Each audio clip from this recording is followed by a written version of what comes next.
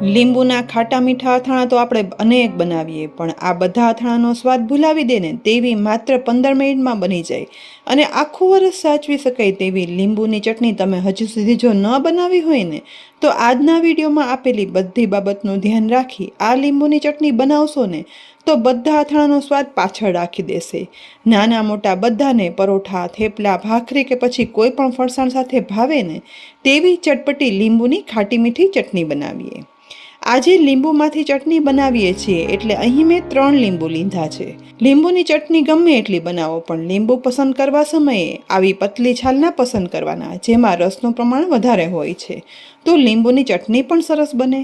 હવે બનાવવાની શરૂઆત. લીંબુની ઉપરની છાલ આ રીતે ચપ્પુ વડે કાઢી લેવાની છે. લીંબુ છે ને તે રસાદાર છે, જેથી છાલ કાઢવામાં થોડી તકલીફ પડશે, પણ ધ્યાન રાખી છાલ કાઢશું ને તો લીંબુની આ છાલ નીકળી જશે. અને આ છાલને ફેંકી ના દેતા તેમાં મીઠું ઉમેરી અને પ્લાસ્ટિકના ડબ્બામાં ભરી રાખી દો ને તો આ આથેલા લીંબુ છે ને તેના વડે આપણે તાંબા, પિત્તળના વાસણ સાફ કરીએ ને તો એકદમ ચકચકિત થઈ જાય છે. આ તો થઈ લીંબુના છોડાના ઉપયોગની ટિપ્સ. પણ આ વાત કરતાં અહીં જુઓ, એક લીંબુની છાલ છે ને તે નીકળી ગઈ છે. હવે છાલ કાઢેલા આ લીંબુને આ રીતે તેમાં ઊભા લાંબા ટુકડા કરી લેવાના. રસાદાર લીંબુ છે ને એટલે ટુકડા કરવામાં પણ થોડી તકલીફ પડશે, પણ ટુકડા કરવા જરૂરી છે કારણ કે આપણે તેની અંદરના બીજ છે ને તે અલગ કરવાના છે. લીંબુની ચટણી બનાવવા માટે બીજ પણ યાદ કરી અને અલગ કરવાના, કારણ કે આ ચટણીમાં જો પીસવામાં એક પણ બીજ આવી જશે ને તો ચટણીનો સ્વાદ છે ને તે કડવો બની જાય છે. અહીં જુઓ, મેં 3 લીંબુની છાલ કાઢી ટુકડા કરી બીજ અલગ કરી લીધા છે. છતાં પણ આ ટુકડામાં ક્યાંય પણ બીજ હોય ને તો તે અલગ કાઢી લેવાનું. આ લીંબુના ટુકડાને હવે મિક્સરના ચટણીના જારમાં ઉમેરી દઈશું. જારનું ઢાંકણ ઢાંકી બધું પીસી લેવાનું છે. પીસ્યા પછી અહીં જુઓ, લીંબુના રસ સાથે લીંબુનો પલ્પ તૈયાર થયો છે. પીસ્યા પછી અંદર ક્યાંય પણ લીંબુની અંદરની છાલના રેસા દેખાય ને તો તે અત્યારે અલગ કરી લેવાના. હવે ચટણી બનાવવા માટે ગેસની મીડિયમ ફ્લેમ પર 2 ટીસ્પૂન તેલ એક પેનમાં ગરમ કરવા માટે ઉમેરશું. ગરમ થતાં તેલમાં અડધી ટીસ્પૂન જીરું, અડધી ટીસ્પૂન વરિયાળી, એક તજ લવિંગના ટુકડા, બોળિયા સૂકા લાલ મરચાં ઉમેરી વઘારમાં સહેજ એવા સૂકા મસાલા સાતળશું, જેથી જીરું અને વરિયાળી સતળાય તેની ફ્લેવર ઉભરી બહાર આવી જાય. હવે આ સમયે તેમાં 3 લીંબુ સામે પોણો વાટકી ગોળ જે વજનમાં 75 ગ્રામ છે ને તે ઉમેરી દેવાનો.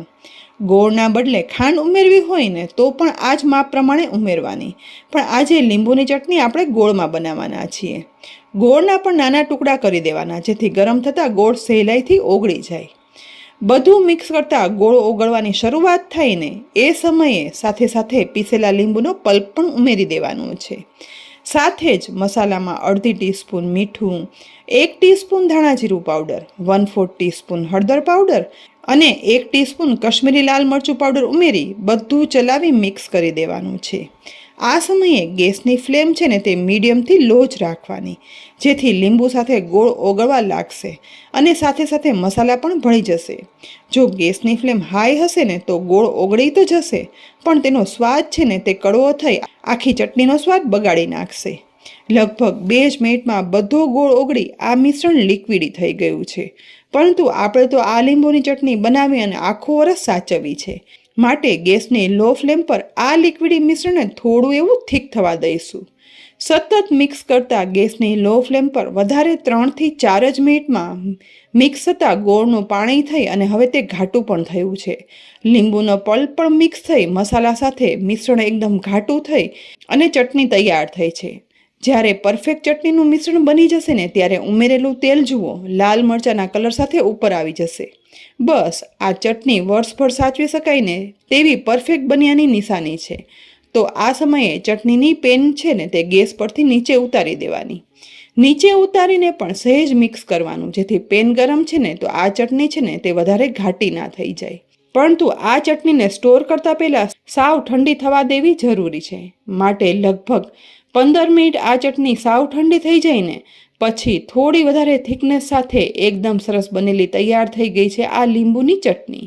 લીંબુના ખાટા સ્વાદ અને ગળાશ માટે ઉમેરેલો ગોળ સાથે ઉમેરેલા મસાલાનું કોમ્બિનેશન બને ને ત્યારે આ ચટણીનો સ્વાદ ચાખો ને એટલે કોઈ પણ અથાણાનો સ્વાદ ભૂલાઈ જાય એટલી ટેસ્ટી. જમવામાં પરોઠા, થેપલા, ભાખરી સાથે કોઈ પણ શાકની જરૂર ના પડે, એટલી ખાવાની મજા આવે અને ફરસાણનો સ્વાદ તો ડબલ કરી નાખે. એવી આ લીંબુની એકદમ સહેલાઈથી બની જતી આ ચટણી એરટાઈટ કન્ટેનરમાં ભરી અને ફ્રીઝમાં રાખી દો ને તો 1 વર્ષ સુધી એવી જ તાજી અને એ સ્વાદ જળવાઈ રહે છે. પછી ગમે ત્યારે તમે ઉપયોગ કરો ને તો પણ ખૂબ જ સ્વાદિષ્ટ અને બનાવવામાં પણ સહેલી. તો અત્યારે હજી થોડા સસ્તા રહેલા લીંબુની આ ચટણી વર્ષભર માટે બનાવી જરૂરથી સાચવી લેજો. અને રેસીપી ઉપયોગી લાગી હોય ને તો વિડીયોને લાઇક કરી શેર કરજો. સાથે જ અમારી યુટ્યુબ ચેનલને સબસ્ક્રાઈબ કરી અમારા ફેસબુક પેજને પણ લાઇક કરી લેજો, જેથી આવી અનેક ઉપયોગી રેસીપીના અપડેટ્સ તમને તુરંત જ મળે. આવતીકાલે ફરી મળશું નવી રેસીપી સાથે. ત્યાં સુધી આવજો.